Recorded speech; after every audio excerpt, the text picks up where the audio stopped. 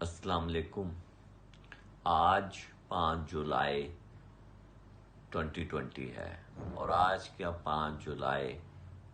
مجھے 43 سال پیچھے لے گیا ہے۔ تب بھی گرمی تھی، تب بھی 5 جولائی تھا، لیکن وہ 1977 یعنی 1977 کا 5 جولائی تھا، اور صبح کے وقت بھٹو صاحب کی حکومت تھی پاکستان میں، پاکستان پیپلز پارٹی کی۔ مارچ کے الیکشن کے بعد ملک میں قومی اتحاد والوں نے، جن کا کہ نشان حل تھا، بھٹو صاحب کے خلاف تحریک شروع کر دی تھی اور الیکشن کو دھاندلی کا نام دے دیا تھا، مارچ کے الیکشنز کو، اور نظام مصطفیٰ کے نام سے تحریک چلا دی تھی 9 پارٹیوں نے مل کر۔ اور ان 9 پارٹیوں نے اتنا زور پکڑ لیا کہ ذوالفقار علی بھٹو صاحب کو ان سے مذاکرات کرنا پڑے، اور ان مذاکرات کے دوران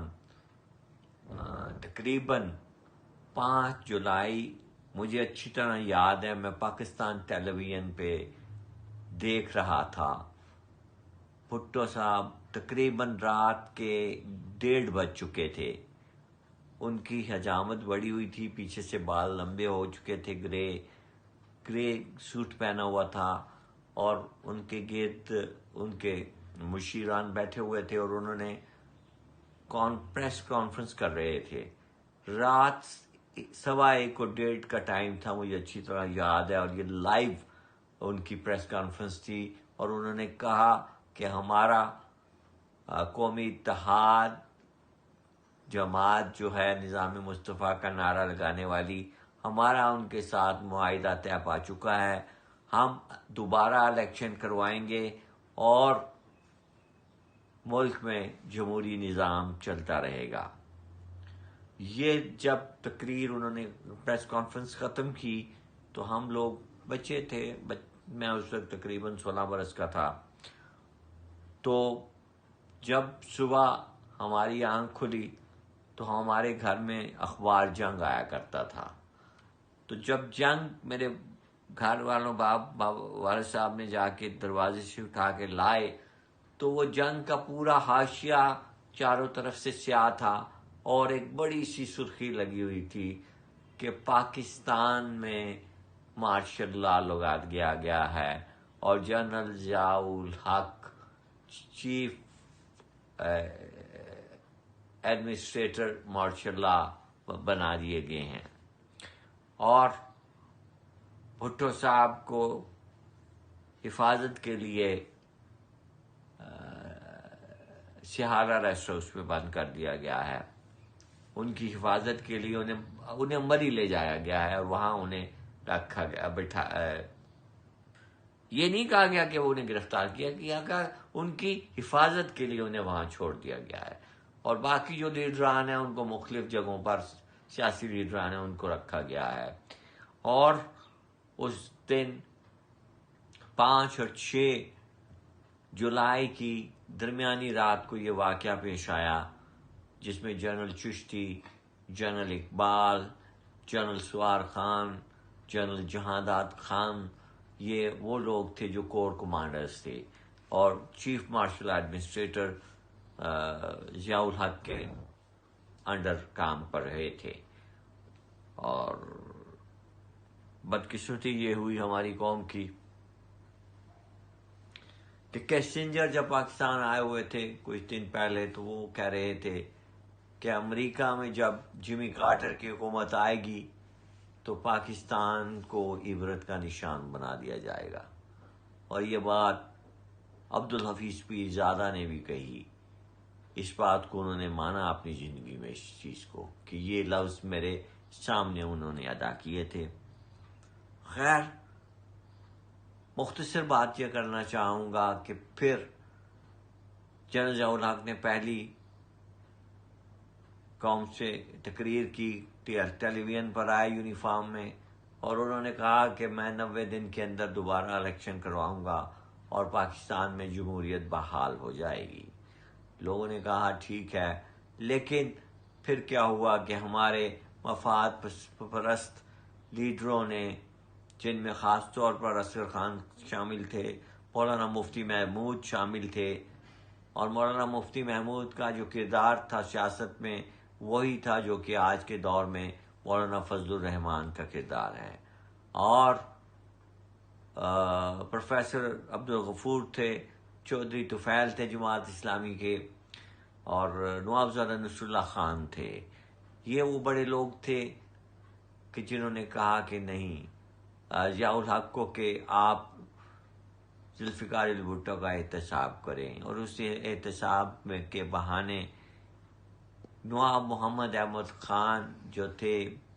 نواب محمد احمد خان قصوری، جو کہ احمد رضا قصوری کے والد تھے، ان کو قتل کر دیا گیا تھا کچھ سال پہلے، تو اس کی ایف آئی آر اس وقت کے وزیر اعظم ذوالفقار علی بھٹو کے نام پر کروائی گئی تھی، اور وہ انہوں نے کٹوا کر ملک سے باہر بینک میں رکھی ہوئی تھی۔ اس کا سہارا لیتے ہوئے جنرل ضیاء الحق نے ذوالفقار علی بھٹو پر فوجداری مقدمہ دائر کروا دیا، اور لاہور ہائی کورٹ میں مولوی جسٹس مشتاق حسین کی عدالت میں وہ مقدمہ چلا گیا، اور مولوی جسٹس مشتاق وہ تھے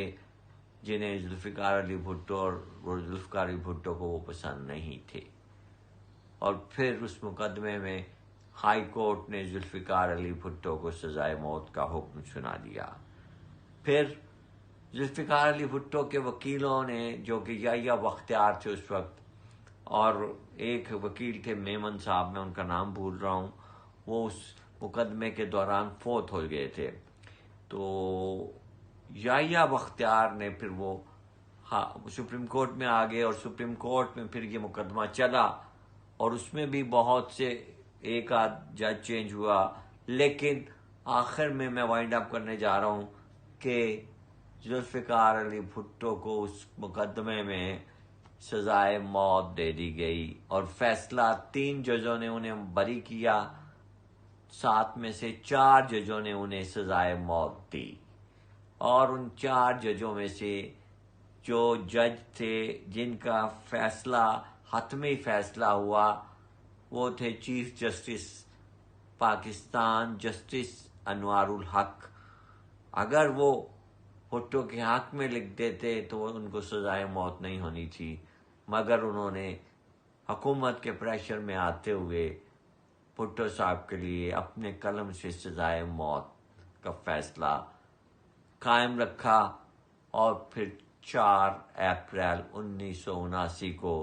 ذوالفقار علی بھٹو کو، جو کہ پاکستان پیپلز پارٹی کے چیئرمین تھے اور پاکستان کے پہلے منتخب وزیر اعظم تھے، انہیں سزائے موت دے دی گئی۔ یہ بہت بڑا ایک ظلم ہوا میں سمجھتا ہوں، اور آج آپ سے اس واقعے کی تفصیل تھوڑی سی بیان کی ہے، تاریخ بیان کی ہے۔ وہ بھٹو لائق تھا، اس کے ساتھ زیادتی ہوئی، وہ ایک جوڈیشل مرڈر تھا مبینہ طور پر، اور اس میں پورے کے پورے جنرل ضیاء الحق شامل تھے۔ وقت گزر گیا ہے، 43 برس،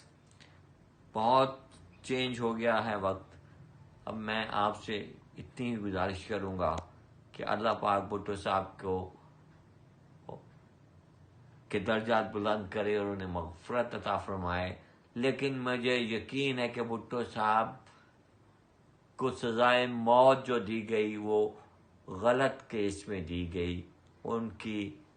ہو سکتا ہے انہوں نے کوئی اور گناہ کیا ہو جس کو کی پاداش میں انہیں سزائے موت ہوگی ہو، لیکن نواب محمد احمد خان قصوری کا قتل میرے خیال میں ان کے ذمہ نہیں تھا۔ اللہ پاک ہم سب کو عدل اور انصاف کرنے کی توفیق دے، جو کہ آج تک نہیں ہوا۔ آئیے اس ملک کو بچائیے اور اس ملک کے لیے خیر کیجیے اور خیر کے کام کیجیے۔ بہت شکریہ آپ لوگوں